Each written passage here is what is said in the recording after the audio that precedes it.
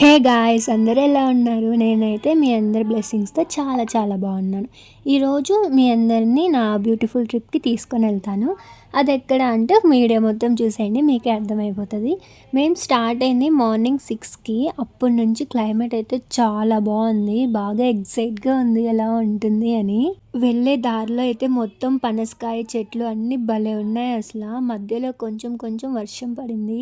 Cool climate చెప్తే అర్థం కాదు, కానీ డైరెక్ట్గా చూస్తే ఇంకా బాగుంటుంది. నేను కొన్ని క్యాప్చర్ చేస్తా కదా, డైరెక్ట్గా అయితే ఇంకా అన్నీ ఎక్స్పీరియన్స్ చేయొచ్చు.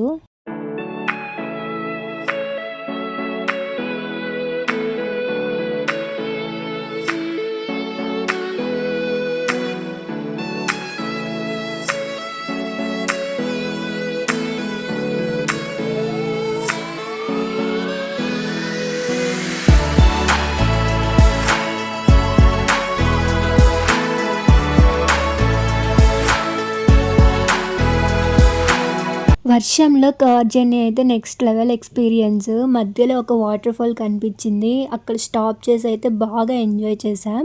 ఎక్కడ ఎటు చూసినా వావ్ అనేలాగే ఉంది, అంత బాగుంది క్లైమేట్. మీరు రావాలి అంటే ఖచ్చితంగా రైనీ సీజన్లోనే రండి. కొన్నిసార్లు మనం వెళ్ళే ప్లేస్ కన్నా కూడా మధ్యలో జర్నీయే బెస్ట్ మెమరీస్ని ఇస్తుంది కదా, అలా.